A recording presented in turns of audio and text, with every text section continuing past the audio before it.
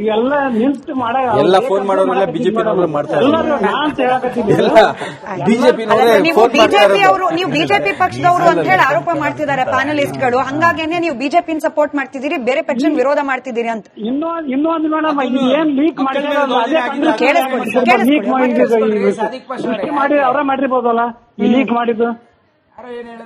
ಅದು ಒಂದು ಕಾರಣ ಇರುತ್ತಲ್ಲ ಮೇಡಮ್, ಇವರೇ ಯಾಕೆ ಮಾಡಿರ್ಬಾರ್ದು, ಲೀಕ್ ಮಾಡ್ಸಿರ್ಬಾರ್ದು. ನಿಮ್ಮ ಅನುಮಾನ ಸರ್, ಅದಕ್ಕೆ ನನ್ನ ಕಾಮೆಂಟ್ ಏನಿಲ್ಲ. ಎನಿವೆ ಧನ್ಯವಾದ ಕರೆ ಮಾಡಿದಕ್ಕೆ. ಸೋಮಶೇಖರ್ ಅಂತ ಹೇಳಿ ಬೆಂಗಳೂರಿನಿಂದ ಮತ್ತೊಬ್ಬರು ದೂರವಾಣಿ ಸಂಪರ್ಕದಲ್ಲಿದ್ದಾರೆ. ನಮಸ್ಕಾರ ಸರ್. ಸರ್ ನಮಸ್ತೆ ಮೇಡಮ್. ಹೇಳಿ ಸರ್. ಇವಾಗ ಡೆಲ್ಲಿನಲ್ಲಿ ಮತ್ತೆ ಈ ಎಕ್ಸಾಮ್ಗೋಸ್ಕರ ಮಕ್ಕಳು ಹೋರಾಟ ಮಾಡ್ತಾ ಇದ್ದಾರೆ. ಅದಕ್ಕೆ ಧನ್ಯವಾದಗಳು. ಯಾಕೆಂದ್ರೆ ಧರ್ಮೇಂದ್ರ ಪ್ರಸಾದ್ ಅವರು ಅದನ್ನ ಒಪ್ಕೊಂಡು ರಾಜೀನಾಮೆ ಕೊಟ್ಟಿದ್ದಾರೆ.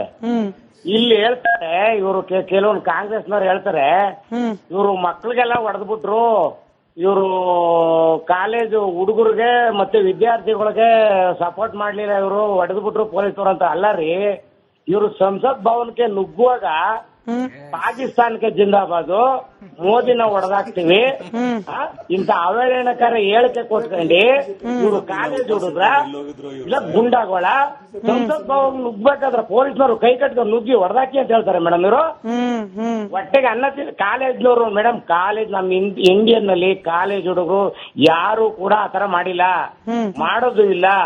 ಇವರು ಕಾಂಗ್ರೆಸ್ನವ್ರು ಆಗ್ಬೋದು, ಇನ್ನೊಂದು ಪಕ್ಷದವ್ರು ಆಗ್ಬೋದು, ಇದನ್ನ ಬಳಸ್ಕೊಂಡು ದುರುಪಯೋಗ ಪಡಿಸ್ಕೊಂಡು ಇದನ್ನ ಕೆಟ್ಟ ಹೆಸರು ತರಬೇಕು ಒಂದು ಭಾರತ ದೇಶದ ಮೇಲೆ ಅಂತ ಪಿತೂರಿ ನಡೆಸಿ ಮಾಡಿರೋದು ಹೊರತು. ಈಗ ನೋಡಿ, ಇನ್ನು ತೋರಿದ್ದೀರಾ, ಈಗ ತೋರಿದ್ದು ಸರಿ ಅಂತ ಒಪ್ಬೇಕಾಗುತ್ತಾ? ಕೆಲವ್ರು ಹೇಳ್ತಾರೆ ಯಾರೋ ಕ್ಲಿಕ್ ಮಾಡ್ಬಿಟ್ರು, ಯಾರೋ ಹೊಡೆದ್ಬಿಟ್ಟು ಅವರ ಫೋಟೋ ತಗೋಬಿಟ್ರು, ಅವ್ರು ಕೊಡುವಾಗ ಇವರು ಹೊಟ್ಟೆಗೆ ಅನ್ನ ತಿಂದಿರಲ್ವಾ? ಆಯ್ತು, ರೈಟ್ ಸರ್. ಧನ್ಯವಾದ ಕರೆ ಮಾಡಿದಕ್ಕೆ. ಭೀಮನ್ಗೌಡ ಸರ್, ಕೇವಲ ಜಂತರ್ ಮಂತರ್ ಅಲ್ಲ, ಬಿಹಾರದಿಂದಲೂ ಕೂಡ ಸಾಕಷ್ಟು ದೃಶ್ಯಗಳು ಕಾಣೋಕ್ ಸಿಗ್ತಾ ಇದೆ ಸರ್. ರಾಷ್ಟ್ರಗೀತೆಗೆ ಸರ್ವೋಚ್ಚ ಗೌರವ ಸಲ್ಲಿಕೆ ಆಗಬೇಕು ಅನ್ನೋದು ಕೇವಲ ಭಾವನಾತ್ಮಕ ವಿಚಾರ ಮಾತ್ರವಲ್ಲ, ಸಂವಿಧಾನ ಕೂಡ ಅದನ್ನೇ ಹೇಳುತ್ತೆ. ಹೀಗಿರುವಾಗ ಭದ್ರತೆಗೆ ಬರುವ ಪೊಲೀಸರಿಂದ ಬಚಾವಾಗ್ಲಿಕ್ಕೆ ನಾನು ರಾಷ್ಟ್ರಗೀತೆಯನ್ನ ಕವಚವಾಗಿ ಬಳಕೆ ಮಾಡ್ಕೊಳ್ತೀನಿ ಅಂತಂದ್ರೆ ಅದು ಕೇವಲ ಪೊಲೀಸ್ ವ್ಯವಸ್ಥೆಗೆ ಮಾತ್ರ ಅಲ್ಲ ಸರ್, ನಮ್ಮ ರಾಷ್ಟ್ರಗೀತೆಗೂ ಕೂಡ ಮಾಡ್ತಿರುವ ಅವಮಾನ ಅಲ್ವಾ ಇದು? ಕರೆಕ್ಟ್. ಈಗ ಆಕ್ಚುಲಿ ನೀವು ಹೇಳೋದು ಸರಿ ಇದೆ. ಒಂದು ಮೊದಲನೇದಾಗಿ. ಎರಡನೇ ವಿಷಯ ಏನಂತಂದ್ರೆ, ಬಿಜೆಪಿ ಪೊಲೀಸರನ್ನ ಮಿಲಿಟರಿ ಅವ್ರನ್ನ ದಾಳಿಗಳಾಗಿ ಅಸ್ತ್ರಗಳಾಗಿ ಬಳಸ್ಕೊಳ್ಬೇಕಾದಂತ ಸಂದರ್ಭದಲ್ಲಿ ವಿದ್ಯಾರ್ಥಿಗಳಾಗಿರ್ತಕ್ಕಂಥವ್ರು, ಖಾಲಿ ಕೈಲಿರ್ತಕ್ಕಂಥವ್ರು ಅವ್ರು ಏನ್ ಮಾಡ್ಬೇಕು,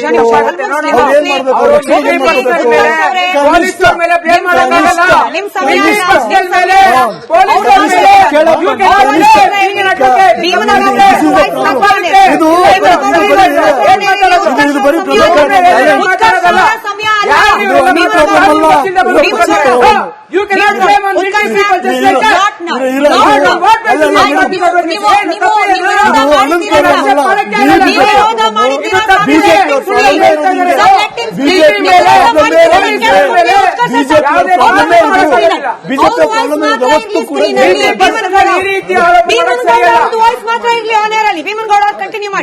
ಯಾವತ್ತೂ ಕೂಡ ಕೇಳಿಸ್ಕೊಳ್ಬೇಕು, ಆಮೇಲೆ ಮಾತಾಡೋದು.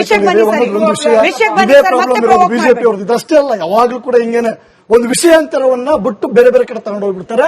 ಆದ್ರೆ ಮೇಡಮ್ ಕೇಳಿರ್ತಕ್ಕಂಥ ಪ್ರಶ್ನೆ ಏನಿದೆ, ಆ ಪ್ರಶ್ನೆಗೆ ವಿದ್ಯಾರ್ಥಿಗಳು ಏನಿದ್ದಾರೆ ಅವ್ರನ್ನ ಅವ್ರು ಬಚಾವ್ ಮಾಡ್ಕೊಳ್ಳೋದಕ್ಕೋಸ್ಕರ ನಾಡಗೀತೆ ಆಡಿರ್ಬೋದು, ರಾಷ್ಟ್ರಗೀತೆಗಳು ಆಡಿರ್ಬೋದು. ಆದರೆ ಆ ವಿದ್ಯಾರ್ಥಿಗಳು ದೇಶದ್ರೋಹಿಗಳಲ್ಲ, ಆ ವಿದ್ಯಾರ್ಥಿಗಳು ಟೆರರಿಸ್ಟ್ಗಳಲ್ಲ, ಆ ವಿದ್ಯಾರ್ಥಿಗಳು ಹಿಂದೆ ಕಾರ್ಮಿಕರು ರೈತರು ಹೋರಾಟ ಮಾಡಬೇಕಾದ್ರೆ ಹೇಳಿದ್ರಲ್ಲ ಖಲಿಸ್ತಾನಿಗಳು ಅಂತ, ಖಲಿಸ್ತಾನಿಗಳಲ್ಲ, ಅವರು ವಿದ್ಯಾರ್ಥಿಗಳು ಮಾತ್ರ. ಆ ಕಾರಣಕ್ಕಾಗಿ ಅವ್ರಿಗೆ ಬಂದಿರತಕ್ಕಂಥ ಬುದ್ಧಿವಂತಿಕೆ ಏನೈತೆ, ಪೊಲೀಸರಿಂದ ಮಿಲಿಟರಿ ಅವರಿಂದ ಬಚಾವ್ ಮಾಡ್ಕೊಳ್ಳೋದಕ್ಕೆ ಏನ್ ಬೇಕೋ ಅದು ಮಾಡ್ಕೊಂಡಿರ್ಬೋದು.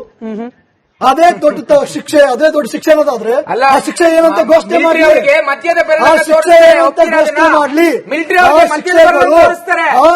ಬ್ಯಾಂಡ್ಗಳನ್ನ ಕಿತ್ಕೊಂಡ್ಬಂದು ಪೊಲೀಸರು ದಾಳಿ ಮಾಡಬಹುದು, ಬ್ಯಾಂಡ್ಗಳನ್ನು ಕಿತ್ಕೊಂಬಂತಂದು ಮಿಲಿಟರಿ ಅವರು ದಾಳಿ ಮಾಡಬಹುದು. ಅದು ದೊಡ್ಡ ಘೋರ ಶಿಕ್ಷೆ ಅಲ್ಲ. ವಿದ್ಯಾರ್ಥಿಗಳು ರಾಷ್ಟ್ರಗೀತೆ ಆಡ್ಬಿಟ್ರೆ.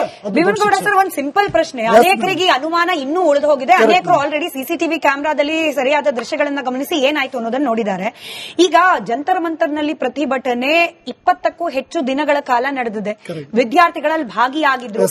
ಸಂಸತ್ ಚಲೋಗೆ ಅನುಮತಿ ಇತ್ತಾ ಇಲ್ವಾ ಅನ್ನೋದು ನಮ್ಗಿಂತ ಚೆನ್ನಾಗಿ ನಿಮಗ್ ಗೊತ್ತಿದೆ.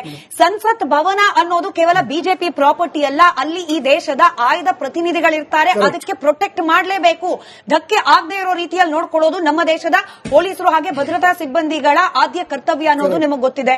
ಕಂಟ್ರೋಲ್ಗೆ ಸಿಗದ ಮಾಬ್ ರೀತಿಯಲ್ಲಿ ವಿದ್ಯಾರ್ಥಿ ಸೋಗಿನ ಗೂಂಡಾಗಳು ಯಾರೇ ಆಗ್ಲಿ ಸರ್, ಪರ್ಮಿಷನ್ ಇಲ್ಲದ ಜಾಗಕ್ಕೆ ನುಗ್ತಾ ಇದ್ದಾಗ ಉದ್ರೇಕಕ್ಕೆ ಒಳಗಾಗಿರುವ ಗುಂಪನ್ನ ತಡಿಲಿಕ್ಕೆ ಪೊಲೀಸರು ನಿಮ್ಮ ಪ್ರಕಾರ ಏನ್ ಮಾಡಬೇಕಾಗಿತ್ತು ಸರ್? ಅವ್ರು ಹೊಡೆದ್ರೆ ಹೊಡೆಸ್ಕೊಂಡು, ಅವ್ರು ನುಗ್ಗಿದ್ರೆ ನುಗ್ಲಿ ಅಂತ ಬಿಟ್ಟು ಸಂಸತ್ ಭವನದ ಒಳಗೆ ಪ್ರವೇಶ ಮಾಡಿ ಮಾಕ್ ಮಾಡ್ಲಿ ಇಡೀ ಸಿಸ್ಟಮ್ ಅನ್ನ ಅಂತಂದ್ರೂ ಕೂಡ ಮಾಡ್ಲಿ ಅಂತ ಬಿಡಬೇಕಾಗಿತ್ತ?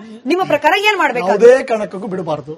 ಒಂದು, ಈ ಕೆಲಸಕ್ಕೆ ಪೊಲೀಸರು, ನಮ್ಮ ಬೆಂಗಳೂರು ಪೊಲೀಸರು ತುಂಬಾ ಅತ್ಯುತ್ತಮ ಉದಾಹರಣೆ. ಯಾಕಂತಂದ್ರೆ ಈ ರೀತಿಯಾಗಿ ರಾಜಭವನ ಚಲೋ, ವಿಧಾನಸೌಧ ಚಲೋ ಅಂತಂದು ವಿದ್ಯಾರ್ಥಿಗಳು, ರೈತರು, ಕಾರ್ಮಿಕರು ಎಲ್ಲರೂ ಮಾಡ್ತಾ ಇರ್ತಾರೆ.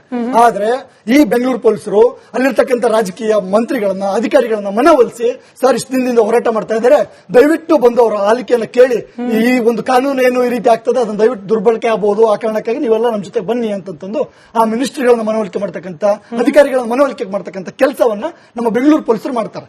ಆ ಕೆಲಸವನ್ನ ಯಾಕೆ ದೆಹಲಿ ಪೊಲೀಸರು ಮಾಡಿದ್ರೆ ವಿಫಲರಾದ್ರು? ಮೇಡಮ್, ಒಂದಿನ 2 ದಿನ ಕೂತಿದ್ರೆ 3ನೇ ದಿನ ಬಂದ್ಬಿಡ್ಬೇಕಾ ಮಿನಿಸ್ಟರ್ ಅಂದ್ರೆ ಬೇರೆ ಪ್ರಶ್ನೆ. ಕಂಟಿನ್ಯೂಸ್ ಆಗಿ 28 ದಿನಗಳಿಂದ ಅಲ್ಲಿರ್ತಕ್ಕಂಥ ವಿದ್ಯಾರ್ಥಿಗಳು ಉಪವಾಸ ಮಾಡ್ತಾ ಇದ್ದಾರೆ. ಸಂದರ್ಭದಲ್ಲಿ ಸಿಜೆಪಿಯ ಪ್ರತಿನಿಧಿಗಳು ಜೆಪಿ ನಡ್ಡಾ ಅವರ ಜೊತೆಯಲ್ಲಿ ಮಾತುಕತೆಯಲ್ಲಿದ್ರು ಸರ್. ನಿಮಗೂ ಗೊತ್ತಿದೆ ಅದು ಫ್ಯಾಕ್ಟ್ಸ್ ಅನ್ನ ಮುಚ್ಚಿಡೋದ್ರಿಂದ ಫ್ಯಾಕ್ಟ್ಸ್ ಅಲ್ಲ, ಜನರಿಗೆ ಗೊತ್ತಾಗೋದಿಲ್ಲ ಅನ್ನೋ ಕಲ್ಪನೆಗಳು ಬೇಡ. ಕೇಂದ್ರ ಸರ್ಕಾರ ಮಾತುಕತೆಯಲ್ಲಿ ಇರಬೇಕಾದ್ರೂ ಕೂಡ ಮತ್ತೆ ನೆನಪು ಮಾಡ್ತೀನಿ, ನೀವು ವಕೀಲರು ಕೂಡ ಇದ್ದೀರಿ ಅನ್ನೋ ಕಾರಣಕ್ಕೆ ನೀವು ಉತ್ತರ ಕೊಡ್ತೀರಿ ಅಂತ ಹೇಳಿ ಒಂದ್ ಕಡೆ ಕೇಂದ್ರ ಸರ್ಕಾರ ಮಾತುಕತೆ ನಡೆಸ್ತಾ ಇರಬೇಕಾದ್ರೆ, ಮತ್ತೊಂದ್ ಕಡೆಯಲ್ಲಿ ಪೊಲೀಸರು ನೀವು ಬ್ಯಾರಿಕೇಡ್ ನಿಂದ ಆಚೆ ಪ್ರತಿಭಟನೆ ಮಾಡಿ ಅಲ್ಲಿಂದ ಈಚೆ ಬರಬೇಡಿ ಅಂತಂದಾಗ್ಲೂ ಕೂಡ ಅನ್ಕಂಟ್ರೋಲ್ಡ್ ಮಾಬ್ ನುಗ್ಗಿ ಬರ್ತಿರ್ಬೇಕಾದ್ರೆ ಪೊಲೀಸರು, ಭದ್ರತಾ ಸಿಬ್ಬಂದಿಗಳು ಏನ್ ಮಾಡಬೇಕಾಗಿತ್ತು? ಒಬ್ಬ ಗೃಹ ಸಚಿವನಾಗಿ, ಒಬ್ಬ ಜೆಪಿ ನಡ್ಡಾ ಅವರಾಗಿ ಬಂದು ಮಾಧ್ಯಮಗಳ ಮುಂದೆ ಕುಂತು ನಾವು ಈ ರೀತಿ ಮಾತುಕತೆ ಮಾಡ್ತಾ ಇದ್ದೀವಿ, ಆ ಕಾರಣಕ್ಕಾಗಿ ದಯವಿಟ್ಟು ತಾವೆಲ್ಲರೂ ಶಾಂತಿವಾಗಿರ್ಬೇಕು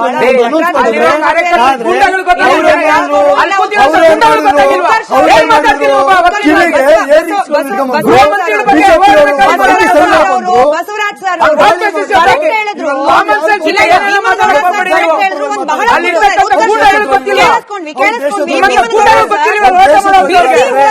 ಬಿಡದಿ ಹೋರಾಟ ಐ ನೋ ಎರಡು ಕಂಪ್ಲೀಟ್ಲಿ ಡಿಫರೆಂಟ್ ವಿಚಾರ ಆದ್ರೂ ಕೂಡ ಬಿಡದಿ ಗಲಾಟೆ ಆಗ್ತಿರ್ಬೇಕಾದ್ರೆ ಇರಿ ಸರ್, ಬಿಡದಿ ಗಲಾಟೆ ಆಗ್ತಾ ಇರೋ ಸಂದರ್ಭದಲ್ಲಿ ಸ್ಥಳೀಯ ಶಾಸಕರು, ಅದೇ ರೈತರಿಂದ ಆಯ್ಕೆಯಾದ ಶಾಸಕರು ಹೋಗಿ ಸರ್ ಸಿಎಂ ಕರ್ಕೊಂಡು ಮಾತುಕತೆಗೆ ಅಂದ್ರೆ, ಅಯ್ಯೋ ರೈತರು ರೊಚ್ಚಿಗೆದ್ದು ಬಿಟ್ಟಿದ್ದಾರೆ, ಅಲ್ಲಿ ಹೋದ್ರೆ ಕಾನೂನು ಸುವ್ಯವಸ್ಥೆ ಏನಾಗುತ್ತೋ ಗೊತ್ತಿಲ್ಲ, ಹಾಗಾಗಿ ನಾವು ಬಿಡದಿಗೆ ಹೋಗ್ತಿಲ್ಲ ಅಂತ ಹೇಳ್ತಿದ್ದಾರೆ. ದೇಶದ ಮೂಲೆ ಮೂಲೆಯಿಂದ ಬಂದಿರುವ ಆಕ್ರೋಶ ಭರಿತ ವಿದ್ಯಾರ್ಥಿ ಸೋಗಿನ ಗೂಂಡಾಗಳಿರುವಾಗ how can we expect central minister to go there sir? Basavanagouda sir, quickly. Madam, already police intelligence ಕೆಲಸ ಮಾಡ್ತಾ ಇರುತ್ತೆ. ನಮ್ಮ ದೇಶದಲ್ಲಿ ತುಂಬಾ ಇಂಟೆಲಿಜೆನ್ಸಿ ಸ್ಟ್ರಾಂಗ್ ಇದೆ. ನಾವು ಪೊಲೀಸರು ಕೂಡ ತುಂಬಾ ರೆಸ್ಪೆಕ್ಟ್ ಮಾಡ್ತೀವಿ. ನಮ್ಮ ಬೆಂಗಳೂರು ಪೊಲೀಸರು ಕೂಡ ನಮಗೆ ಎಲ್ಲಾ ರೀತಿಯಿಂದ ಸಹಕಾರ ಮಾಡ್ತಾರೆ. ನಾವು ಅವ್ರಿಗೆ ಗೌರವವನ್ನು ಸಲ್ಲಿಸ್ತೇವೆ ಕೂಡ. ಆದ್ರೆ ಈ ಇಂಟೆಲಿಜೆನ್ಸಿ ಇಲ್ಲಿ ಫೇಲ್ಯೂರ್ ಆಗಿದೆ ಅಂತಂದ್ರೆ ಯಾರು ಅಮಿತ್ ಶಾ ಅವರು ಒಪ್ಪಿಕೊಳ್ಬೇಕು. ಅವ್ರ ಹ್ಯಾಂಡಲ್ ಇರ್ತಕ್ಕಂತ ಗೃಹ ಏನು ಸಚಿವಾಲಯ ಇದೆಯಲ್ಲ, ಅದನ್ನ ಅವರು ದುರ್ಬಳಕೆ ಮಾಡ್ಕೊಂಡಿದ್ದಾರೆ. ಅಂದ್ರೆ ದುರ್ಬಳಕೆ ಮಾಡ್ಕೊಂಡಿದ್ದಾರೆ. ಇಲ್ಲಿ ಬಿಜೆಪಿನವರಾಗ್ಲಿ, ಕಾಂಗ್ರೆಸ್ನವರಾಗ್ಲಿ, ಇದನ್ನ ಅವರು ಸಂಭಾಳಿಸಿಲ್ಲ. ಸರಿಯಾದ ರೀತಿಯಲ್ಲಿ ಬೆಂಗಳೂರು ಪೊಲೀಸರಿಗೆ ಅಪಮಾನ ಆಗಿರೋ ವಿಚಾರದಲ್ಲಿ ಪ್ರಿಯಾಂಕ್ ಖರ್ಗೆ ಅವರ ಪ್ರತಿಕ್ರಿಯೆ ಸರಿನಾ ಅಂತ ಹೇಳಿ ನಾವು ಕೇಳಿದ ಪ್ರಶ್ನೆಗೆ 77% ಜನರಿಗೆ ಅನಿಸ್ತಾ ಇದೆ ಇದು ಸರಿಯಲ್ಲ, ಪೊಲೀಸರಿಗೆ ಅಪಮಾನ ಆಗಿರೋದ್ರ ವಿರುದ್ಧವಾಗಿ ಕಠಿಣ ಕ್ರಮ ಕೈಗೊಳ್ಳಬೇಕು ಅಂತ ಹೇಳಿ ನಾವು ನೋಡ್ತೀವಿ, ಕ್ರಮ ಕೈಗೊಳ್ತೀವಿ ಅನ್ನೋ ಹಂತಕ್ಕೆ ಗೃಹ ಸಚಿವರ ಹೇಳಿಕೆ ಇದೆ. ಆರ್ಎಸ್ಎಸ್ ವಿಚಾರದಲ್ಲಿ ಎಷ್ಟು ಅಗ್ರೆಸಿವ್ ಆಗಿ ಕ್ರಮ ಕೈಗೊಳ್ಳಿಕ್ಕೆ ಹೊರಟಿದ್ದೀರಲ್ಲ, ಪೊಲೀಸರಿಗೆ ಅಪಮಾನ ಆಗಿದೆ ಸರ್, ಇದು ನಮಗೆ ರಾಜ್ಯದ ಜನರಿಗೆ ಆರ್ಎಸ್ಎಸ್ ಗಿಂತ ದೊಡ್ಡ ವಿಚಾರ. ಪೊಲೀಸರು ನಮ್ಮನ್ನು ಕಾಯುವವರು, ಹೀಗಾಗೇನೆ ಅವರ ವಿರುದ್ಧವಾಗಿ ಇನ್ನೊಬ್ರು ಚಕಾರ ಎತ್ತಲಿಕ್ಕೆ ಧೈರ್ಯ ಮಾಡಿದ ರೀತಿಯಲ್ಲಿ ಕ್ರಮ ಕೈಗೊಳ್ಳುವಂತಹ ಧೈರ್ಯವನ್ನ ನಮ್ಮ ಗೃಹ ಸಚಿವರು ತೋರಿಸಲಿ, ಅಂತ ಕ್ರಮ ಆಗ್ಲಿ ಅಂತ ಹೇಳಿ ಆಶಿಸ್ತಾ ಚರ್ಚೆ ಮುಗಿಸ್ತಾ ಇದ್ದೀನಿ. ಧನ್ಯವಾದ ಎಲ್ರಿಗೂ ಕೂಡ ಚರ್ಚೆಯಲ್ಲಿ ಭಾಗಿಯಾಗಿದ್ದಕ್ಕೆ.